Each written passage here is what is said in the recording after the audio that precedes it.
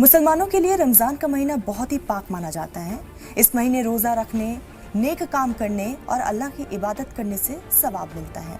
लेकिन रोज़ा रखने के नियम भी काफ़ी सख्त होते हैं, जिनका एहतराम करना ज़रूरी होता है, क्योंकि जाने अनजाने में हुई गलती से भी रोज़ा टूट सकता है और इससे सवाब में कमी आती है।